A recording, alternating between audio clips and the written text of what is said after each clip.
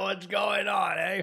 What an unbelievable weekend starting the week off. If you're Canadian, happy belated Thanksgiving weekend. Wow. I haven't bookmarked as many posts as I have over the past weekend and a day. Didn't do the stream yesterday, so there is an obscene amount to go over. Want to talk about some actual stories where I'm potentially selling some VFriends cards in person. Unbelievable. Reminds me just how much we need this whole blockchain idea, smart contracts, etc. We're going to look at different merch coming out of some notable collections that are Web3 based IPs. Woo! Remember we were all excited about them? And now we're just trying to wait and see what other big players are coming into the space. It's fun times. Appreciate you guys being here. So, Steam. We first highlighted an article or news headline a while ago where, like, the California governor was making statements about video games needing to classify or make aware that you are renting. You don't actually own different things online when you're dealing with video games. And this was like a week or two ago. And then this comes out. Steam has now added a warning to customers that they are only buying a license for a game and don't actually own it. This is ahead of a new law that forbids digital storefronts selling games from using terms like buy unless they tell players that they're only buying a license. Which is very interesting. Because if you think back in the day, when you used to buy a hard physical copy of something, is it any different than when we're buying licenses for the games to be able to own digitally? Like, is it every single platform, or is it only Steam because technically you're only buying a license for that game, or are you able to refund it with them within like a certain time frame? I'm kind of curious now thinking about it a little bit more in depth. But the transparency, hey, you're not owning the game, you're leasing the game. Does that matter? We'll see. Game Awards 2024 reveals shortlist for Web3 Game Awards and $5 million prize pool. So I remember this coming out a while ago, and at first I kind of thought it was too early for its time. And then now I'm like, damn, these people are absolutely brilliant because everybody's looking at different things within Web3, wanting to be known for whatever reason. And so when you scroll down, you can see that for the list, the Game of the Year finalist nominees are Off the Grid, Pirate Nation, Parallel, Nyan Heroes, and Pixels. For the full list of nominees, visit GameAwards.com. But what do you think? Off the Grid, Pirate Nation, Parallel, Nyan Heroes, and Pixels. Have you played any of these games? Do you know anybody playing them? Is it good vibes? Is it bad vibes? Is there something later in this year that comes out that could take the cake or be added to this list? Because, I mean, it's funny. That article comes out and says, like, Off the Grid. Would we have said Off the Grid like a week and a half ago as the game of 2024? I don't know. Ledger users targeted by malicious clear signing phishing email. Just listen, your daily reminder, and we have another one a little bit later. Be super careful anything you do online. People you know, people you think you know, emails of things that you think aren't intended with good purpose, as they look like a just general marketing email about something that you follow. Realize there has been a lot of leaks regarding email databases just in general, so be extra careful. Okay, so on Friday, if you guys haven't seen, there was a gold Bored Ape that got sold. Now, the price of this thing was like, I want to say 1.3, 1.4 mil, 588 ETH. And who did it go to? FLC Flooring Lab, Free Lunch Capital, who's building Floor Protocol. So I had a little bit of a thought about this because it's felt like it's not happened for a while, but we did have a Pudgy Penguin Gold Penguin sell. We've had that Bored Ape. But generally across the space, I haven't seen any sort of status buys in quite some time. If you remember back in the day, there used to be a big component of we're in Web3, we're going to buy this specific collection. Typically, it was like Bored Apes because that's just what was popular at the time. And the assumption would that you would be getting followers, which the ape follow ape scenario. And it worked. But nowadays, let me try to bring this up because I didn't get like all the bookmarks that I wanted to. But I saw one earlier and I was like, oh my God, this is happening the exact same way that it did before. But this time it's not apes that are being used as the brand, it's Pudgy Penguins. So Uniswap, if you hadn't seen, they are now having a penguin as like, I guess, their mascot for their socials. Van Eck has had one for a while. The Van Eck intern. MoonPay today. There was a post from, I don't know if it was the CEO, but one of the higher ranking individuals within MoonPay saying that it's going to be a big week for MoonPay. Is it big because they changed their profile picture to a Pudgy Penguin? I don't know, but if you do recall, way back in the day, when apes went to the heights that they did, MoonPay basically was the sponsor of all of it. So we'll see. Off the Grid got Shroud, Ninja, Tim the Tapman, Imperial, Dr. Lupo, Scump, Nade Shop, Methods, Huskers. Yeah, listen, they got pretty much everybody out there. And if you guys haven't seen, Off the Grid is a new battle royale game that kind of combines like Warzone with some other games.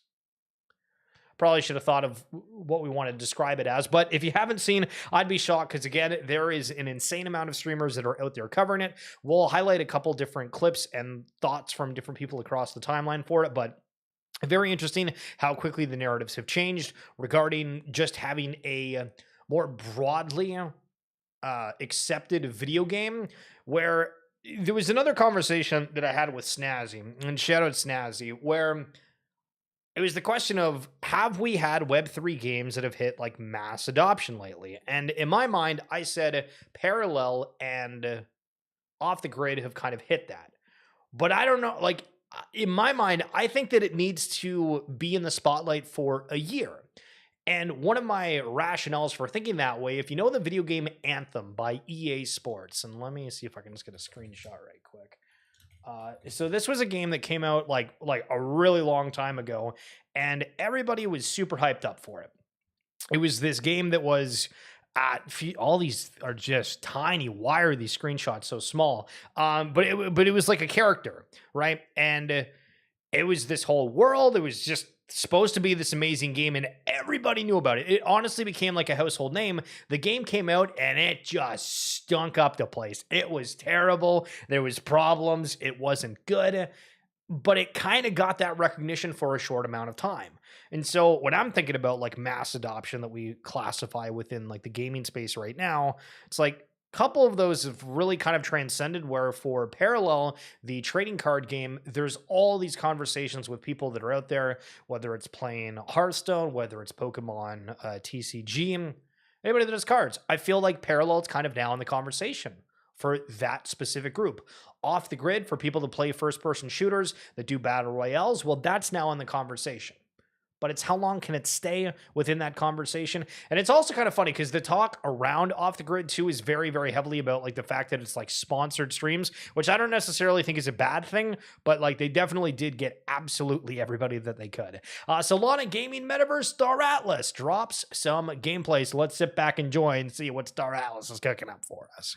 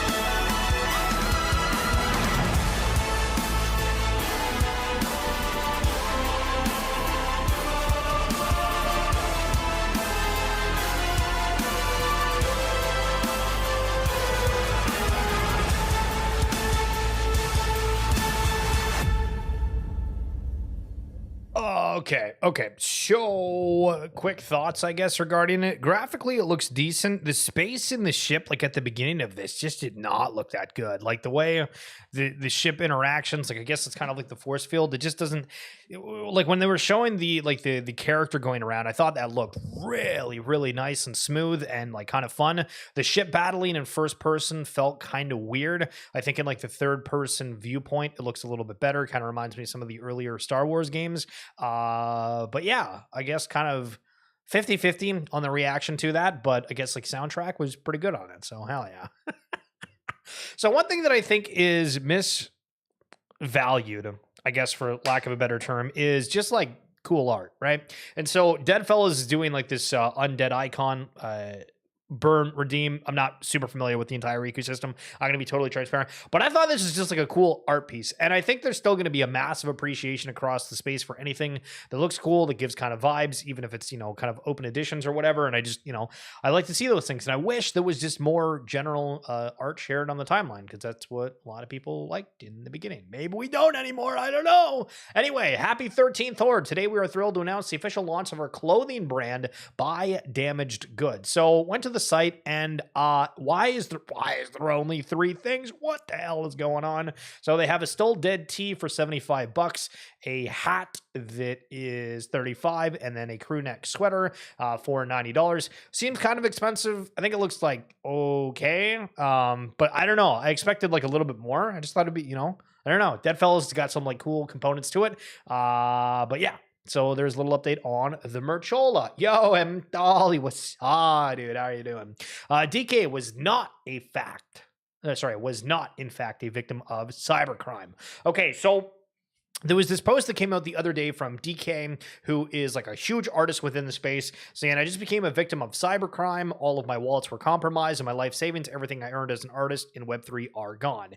And so within that post, there was a mention of like him having the seed phrase online or something that was like kind of obvious of things you're not supposed to do. And then he just did an update regarding that the other day, saying, here's an update on the incident. I was able to identify the person responsible for draining all the funds, and I'm relieved to say I'll be getting them back. It turned out to be someone very close to me who had access to the handwritten seed phrase. So I mean, that must have been a hell of an awkward conversation, that this person stole everything from this individual because they had the seed phrase. Just, I don't know, weird scenario altogether, but trust absolutely nobody. True. All right, Atari God went down to permissionless, and I gotta say, listen, I saw a couple videos from permissionless. So one of them was from Atari, but in general, it felt like there was nobody there. I don't know if I'm crazy, but I've kind of always been like, more on like the negativer side regarding like in-person Web3 events, just because it's cool to meet people, but all the events seem to be like drinking things on the side. It's getting a little bit better, but just like the events itself, you go, you listen to these different people speak, it's cool, but there's not massive announcements that are correlated to it. We get like some collections here and there, but I remember for VCon, I know that they highlighted, or Pixel Vault specifically was one of the collections that went out of their way to make sure that announcements actually happen there, and it felt really cool. But now there's so many different crypto, Web3, NFT events throughout the entire year. I mean, the markets, listen, they're not absolutely zooming. I mean, potentially for you, potentially not for other. I mean, it's all over the place, right? But these tickets, they cost like $500 plus, depending on what it is, and I don't know. So I've been kind of critical of them, but Atari was there, and he's got some different thoughts that we're going to go over. But Emtali, you were there. Well, not to the event itself, but in Utah while it was there. Emtali, that I don't know if that counts.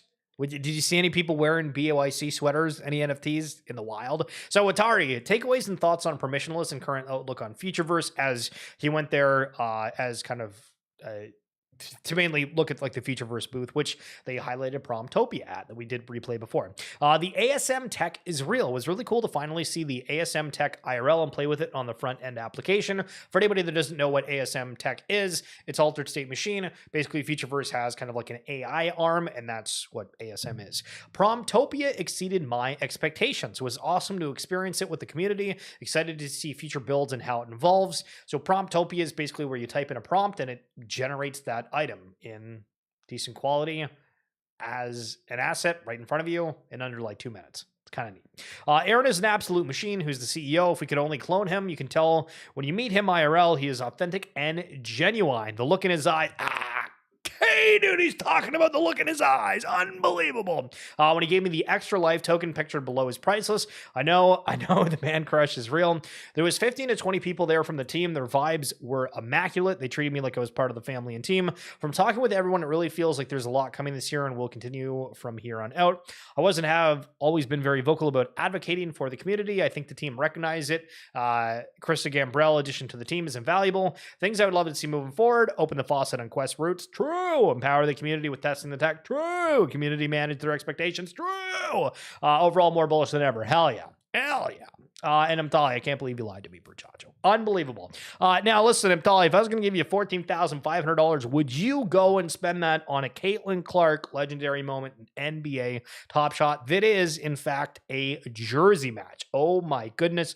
Sales are coming through, and they're coming through mighty fine over an NBA Top Shot for specific moments. But again, $14,500 spent on a moment. And if we stop and pause for a second, if you're anybody who goes out and collects physical cards, or you watch on TikTok, maybe you might scroll Instagram, whatever, and there's people that are at card shows and they're just sloshing around thousands of dollars on these different cards. Why can't that happen just on chain? True.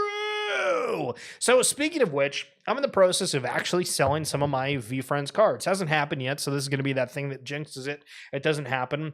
But I have a couple of like the original boxes from the Series 2 release, and I got hit up from somebody that was actually interested in them. But it's like, damn, listen, hold on. Are we actually getting some adoption where somebody is wanting to meet in person to buy NFT merch that we all spent a fortune on forever ago, thinking it was going to be great, and then basically nobody wanted any of it? We might be back. Calio, this is huge. The majority of OTG users don't realize something crypto native is processing their transactions in the background. That's what the future of this industry will look like. Seamless synergies between Web 2 and Web 3 infrastructure. Okay, so this is kind of a clip from Shroud. Shouldn't say kind of. It is a clip from Shroud, who is a massive streamer. See the chat. Well, actually, sorry, you can't see on this screen, but his chat's going absolutely crazy. This guy has 620,000 views on the stream, but here is a clip from it. Yeah, it's kind of like Steam. That's kind of what they're doing. They're doing a Steam marketplace, but in the game, and they're just using like the blockchain as a tool, right? Like that's what I was surprised when people didn't. Like, I'm surprised more people haven't done that. Every game always does this weird thing, like where they're trying to make it have like this insane value, and like you keep it in your fucking website wallet or whatever. Like you don't need that. You can just use the blockchain as a tool to make your marketplace. So then you're essentially just making a Steam marketplace with the blockchain, right? So like, I'm surprised that it took so many people to take so long and they went through like the hassle when they could have just done this. It's pretty straightforward. It's just a Steam marketplace. And instead of having to build your own Steam marketplace and spending millions and millions and millions of dollars to make your own Steam marketplace, you just use the tool that's available. Like I'm genuinely surprised that it took so long for someone to do that.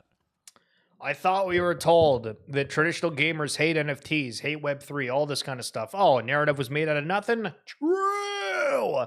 So Hantel, having some thoughts on Off the Grid in general. I haven't gotten a chance to play it, but I guess just some like extra depth as we keep mentioning here for you guys. Game Loop is fresh and exciting.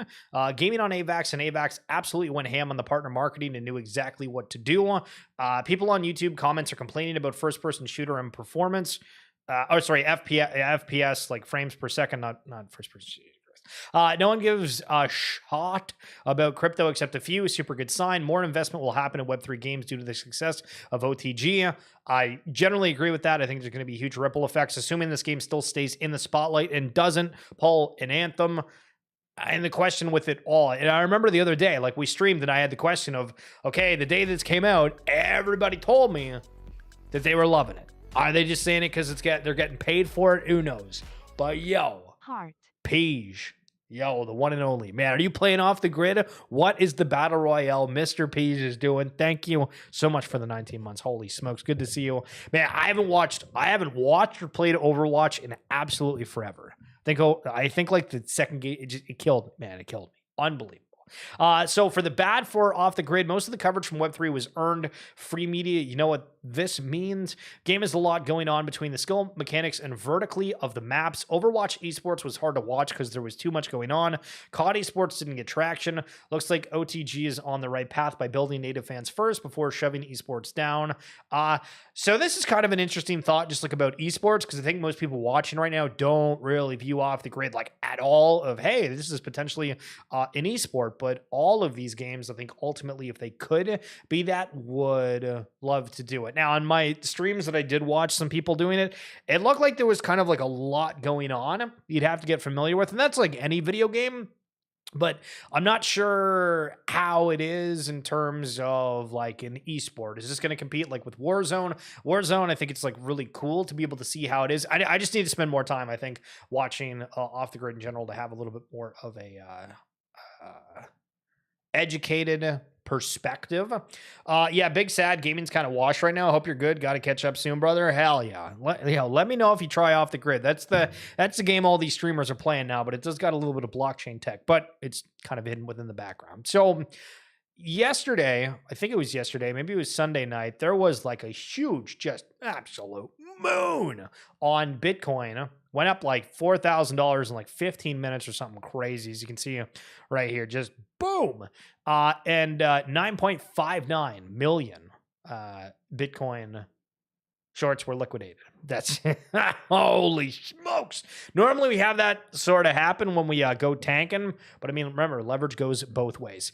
All right, this is just kind of funny. I'm going to play it because this is, imagine going to somebody's place in New York and saying this. Hi, how are you doing? Quick second moment of your time. This may come as a surprise, but I am probably more wealthier than you thanks to my cryptocurrency investments. And I was wondering, I'm walking around door to door just as a charity to help people manage their crypto investments. Does that sound like something that you'd be interested in? No. Not at all? I could leave my number and we could have a conversation about it. No, thank you. All right, thank you. Have a great day. Okay. I like the fact that he doesn't press it. Kind of quick, simple conversation, but good Lord. What is going on? Okay, so we talked about Off the Grid and esports a moment ago. And for anybody that's watched the stream for a while, I've been screaming about, I think esports are in a really weird spot where there is a lot of people that would watch it. It's kind of awkward to support the different games. A lot of these publishers are kind of chintzy on supporting them, like to the point with League of Legends, they have a massive esports scene, and their way of like helping the teams, other than, you know, being a part of the league, and I think there's some subsidization going on, is they now have emotes in the game that people can pay. But, you know, if I buy like a $2 emote, the team gets like 75 cents or whatever it is out of it. So if I buy one emote, is that really helping the team? And so with the blockchain concept of you have all these networks, these big flywheels rocking and rolling, the opportunity to make more revenue, I think it's going to play a huge part. And so BDS, I think this is BDS. Yes, they were a part of Rocket League, and you probably have heard of Rocket League, and they have an esports division. And I just want to read this post for a second, and this is kind of long, so maybe we'll read like the first like 3 paragraphs real quick. So, dear fans, supporters, and Rocket League community members, today Team BDS is reviewing its position and investment in the competitive Rocket League scene. After thorough analysis and careful consideration, we have decided to adjust our resources and priorities for this game, taking into account the economic realities of Rocket League and the resources allocated by the publisher to the esports scene. The recent departures of our players were made thoughtfully. We want to emphasize that these decisions were made well before the transfer market opened, and it's part of our overall strategy. Rocket League, while rich in emotions and supported by an exceptional community, has not proven to be sufficiently profitable to sustain long-term involvement under the current market conditions. So, just off that alone, I'm like, listen, BDS is hedging its bet on this. They've gotten rid of some of their higher contract players, but these organizations are out there and they're looking. Like, we've had Web3 put their esports teams put their traits into Web3 IP from like Valhalla as an example. Guild of Guardians has had specific character releases, which I remember the earliest one ever was this NRG event. This was back in like season 1 or 2 of Overwatch League when it was out, because I remember they had hey, if you buy the certain, or it was kind of like a lottery system that if you bought a character and it happened to win or be this specific NRG design, you were able to go and see the content house or whatever it was at the time. And I was like, damn, I actually kind of want that, because I was following the San Francisco Shock, which was like the NRG organization. But I don't think any of that went anywhere. But I think when the opportunity's right there, the path is more straightforward. I'm just saying I think it's going to play a big part. In case you missed it, Vitalik Buterin, okay, one of the creators of ETH, sells another 1.6 in meme coins promised for charity. Buterin has donated $884,000 to charities over the last 10 days as meme coiners continue to send tokens to his wallet. Now imagine this being like relevant enough within the crypto space that people are just firing meme coins at your wallet. Like, that's insane. Love that he's giving them a charity and all that kind of jazz, but just think about that. What would you do if people were just funneling you hundreds of thousands of dollars a day? Okay, so this is a clip from Luca Net's Pudgy Penguins, and he's talking about abstract chain. Now, I just want you to listen to like the verbiage used, and I think that one of the problems that we have right now is that we still kind of revolve around the buzzwords for things without fully properly explaining what it means. So I'm curious if you guys have that take too, but here's looking nuts. We're building an L2 not just to build an L2. We're building an L2 to be the biggest L2. Everyone is building the same thing that I think we've been building for the last 5 or 6 years. People are still stuck in this tech mindset. And I actually think people are not seeing the writing on the wall and the real problem, which is distribution. We have a cataclysmic distribution problem, and it's the same people sloshing the same money around with more big players coming in and prices going up and everybody thinks it's okay, but it's actually not. It's a master distribution problem. And if you don't solve it sooner rather than later, crypto will be stuck in a bubble of it's just a Ponzi, it's just greedy people, it's just a casino. If you can't actually make real world applications within the next 5 years, if you can't actually crack the consumer distribution problem, everybody's bag will have a ceiling on it. Consumer is the final frontier. It's the most important frontier. And so when we're building like our L2, that's what I want to solve for. Nobody talks about it, but 95% of the tech on all of these L2s is exactly the same. Because keep in mind, we're building an L2 not just to build an L2. We're building an L2 to be the biggest L2. So I'm curious if you guys have kind of the same thought as I, but you know, he's talking about the L2. We mentioned consumer. We mentioned the distribution problem, but like it doesn't. I know this is like a single clip. I understand this is a single clip, kind of like not necessarily taken out of context per se. But I would love. Okay, cool. Like talk to me about what this distribution problem is. You say the consumer is like the number one end goal. Like okay, so what's what's the problem right now that you see within there? And when we're mentioning all the L2s being exactly the same, is that actually true? Like maybe talk to me. Be like, I'm an absolute fish for owning anything that's an L2 right now. You know what I mean? Like I feel like there's so many different extra context angles that could be approached with these things. It would be more of like an educational perspective because it sounds cool and it sounds like he knows exactly what he's talking about. And I don't necessarily disagree with his message, but I just think there's like a lot more room to kind of expand on. So this is just another scam warning thing within QR codes. Guys, if you can avoid QR codes in general, just don't touch them. This was at some parking lot. Somebody was trying to pay for parking, and somebody put a QR sticker over it and drained a certain account for $1,000. And that's just tough. So again, always be aware. And Keith Grossman, big week ahead for MoonPay. We highlighted it earlier. What exactly does that mean? Is it simply the fact that they now have a Pudgy Penguin as their profile picture, or is there something more? Seeing a Web3 game succeed without airdropping all the players' magical internet money they can sell to never use the game again proves my thesis. Web 2.5 users are the target. Most Web 3 users don't really care about the games. I completely disagree with this last point here. Most Web3 users don't really care about the games. No. I think there's a lot of Web3 users that just aren't gamers, period. And that's fine. And maybe we can lump in those users that they don't care about the games. And if you guys ever want to come by the Discord, let me know. It's on the X bio. I don't know if it's in like the YouTube comments, but way back in the day, I'm trying to think of all the different games that collectively we've played as a group.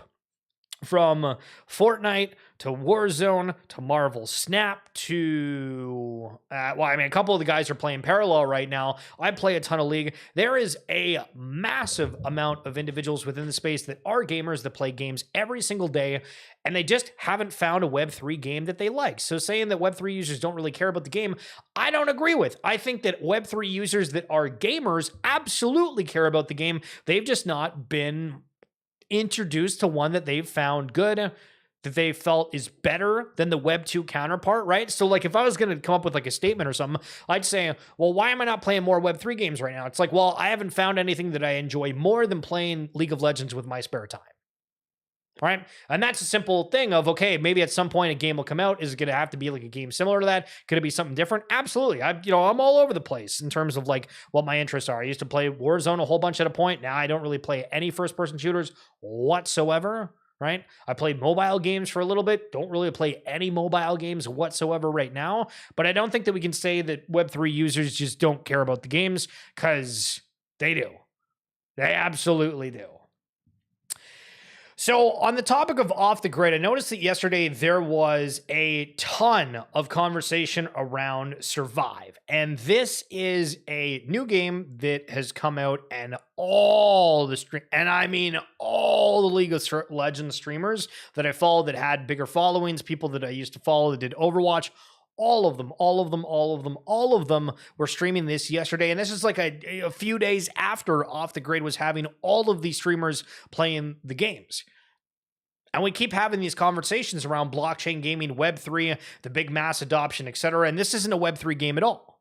But thinking about Off the Grid and how back-to-back I had almost my entire Twitch feed being paid sponsored ads for two different games, I'm like, oh my God, what is this going to look like when all these other Web3 games come out? Am I going to see a new Web3 game that's highlighted every single week on Twitch because of how much money, how much war chest a lot of these big players have within the space? I mean, they're going to market. They're going to bring it to market. So very, very excited to see what that looks like. If you guys have been following the Ripple stablecoin tracker, they've just been minting a ton of Ripple USD, up to $6 million the other day.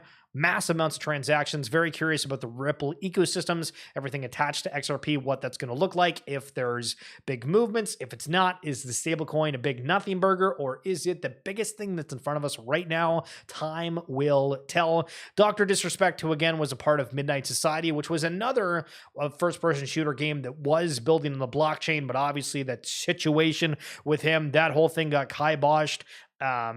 But he made this comment, and it is kind of funny. All these people that talked shut about the idea of us creating a studio and a AAA game on the blockchain are now praising the same idea with Off the Grid. Ha ha, ha ha. Phony industry. True.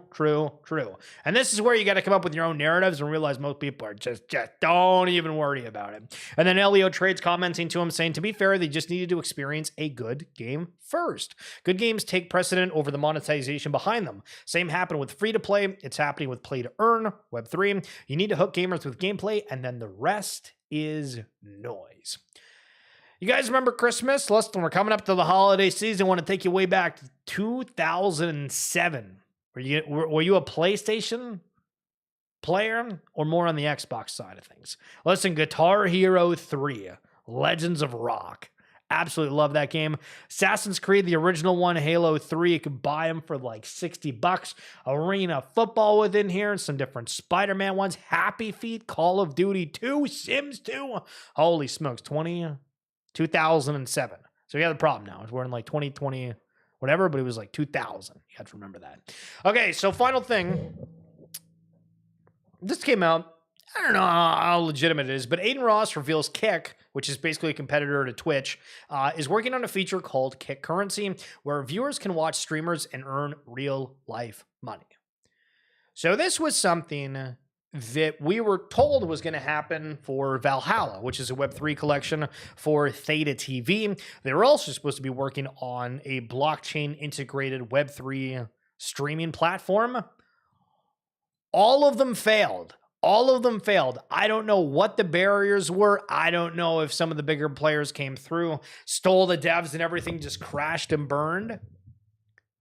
But anything that's involved like streaming within Web3 just hasn't worked. So if Kick does that, super interesting. But again, that'd probably be on some sort of blockchain rail. So we'll see. But anyway, that's going to be it for this edition of XFeed. And as the title suggests, remember Digimon, Digital Monsters, and specifically the first movie and how they went to the digital screen and they lived in the digital world. We're starting to just live in the digital world, period. And it's kind of freaky, but it's kind of cool. I appreciate you guys tuning on in. I'll be back tomorrow. If you enjoyed the stream and if you're wanting to hear more and see what we were talking about last week or even months ago, feel free to go check out the live tab on YouTube and just give a rip with your scrolly wheel or your thumb, and you will see all the goodies we've